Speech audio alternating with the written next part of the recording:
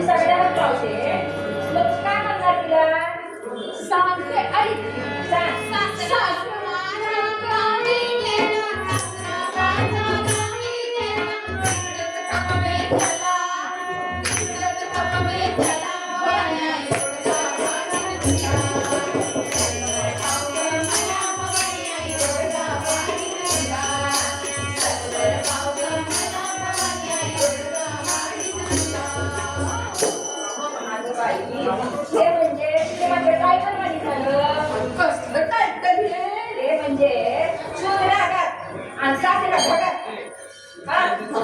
आणि काय वाटतं एवढं केलं सासऱ्याला तू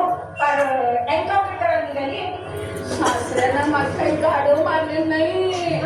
सासरा माझा खरा सासरा नाही सासरा म्हणजे माझा अहंकार रूपी सासरा असं अहंकार रूपी सासरा असला की त्याच्या अंगात अहंकार शिरला की माणूस माणूस राहत नाही तो माणूस माकड बनतो आणि माकड झाल्यावर नियती त्याला ते नाचायला लागते म्हणून हा सासरा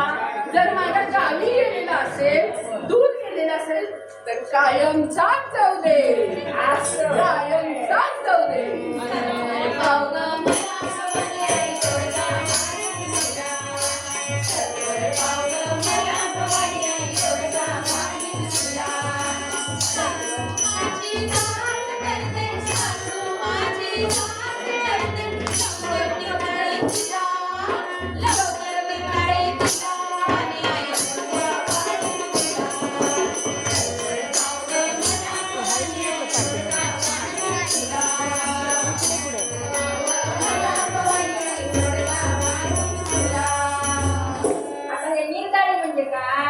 निर्दळी म्हणजे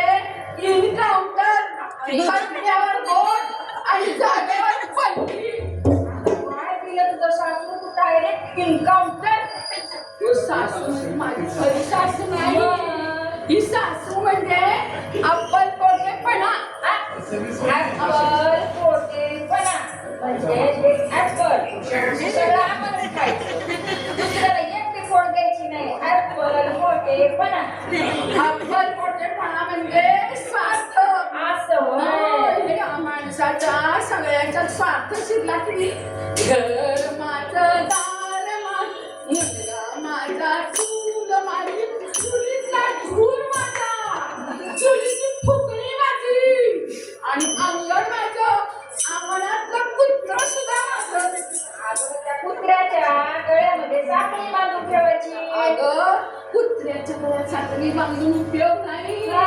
ते अप्पल पोटेपणाला काम साखळी बांधायला पाहिजे म्हणून या अप्पल पोटेपणामुळं सगळीकडे शांती नष्ट होते समाधान राहते हे षडविचार आपल्या विचारातनं जायला पाहिजे सत्वर मावळं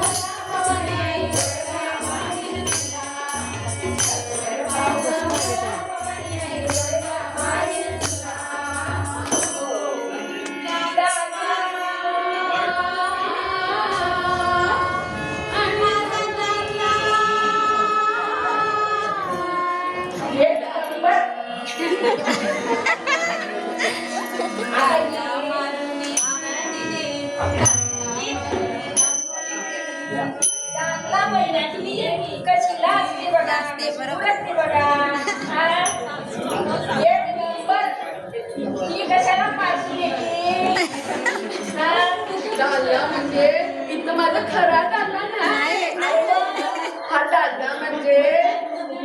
माझ्या दाद्याचं सगळं प्रॉब्लेम आपल्या जीवनात आपल्या बायकांच्या जीवनात सगळं खरा प्रॉब्लेम आहे तो दादा आहे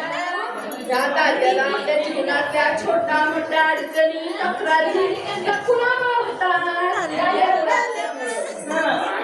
त्या दाद्याचं करायचं काय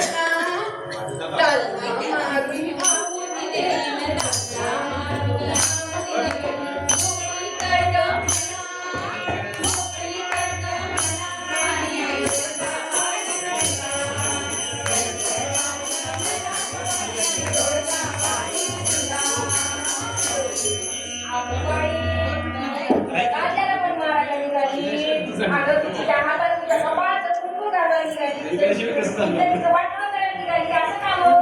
नाही नाही हे बघा. दादा म्हणजे मला घरात आलं नाही मग दादा म्हणजे इथं अविवेक ते वगैरे राहायचा मोठा भाऊ. विवेक वगैरेचा भाऊ नव्हे इथला कोणतरी विवेक म्हणशील तू हा विवेक नव्हे मग हा अविवेक विवेक सारासार बुद्धीचा नाश आपल्या बुद्धीचा नाश आणि सगळ्या डोक्यात तिसरेच विचार असतात म्हणून अहो ते अहंकार म्हणजे शास्त्रा दुर्गुण रूपी शास्त्रा आणि सासू त्याच्याशी नातं कुणी जोडलं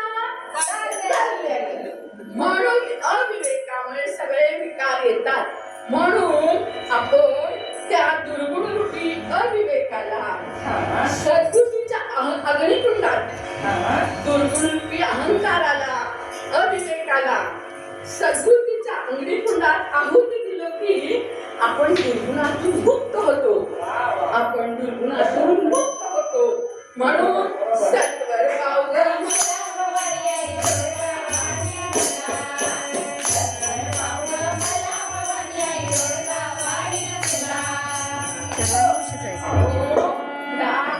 एकनाथ आणि भागवत म्हटलेलं आहे एकनाथ महाराज म्हणतात एका जनार्दनी सगळेच चांगले एका जनार्दनी सगळेच चांगले एकलीच राहू दे मला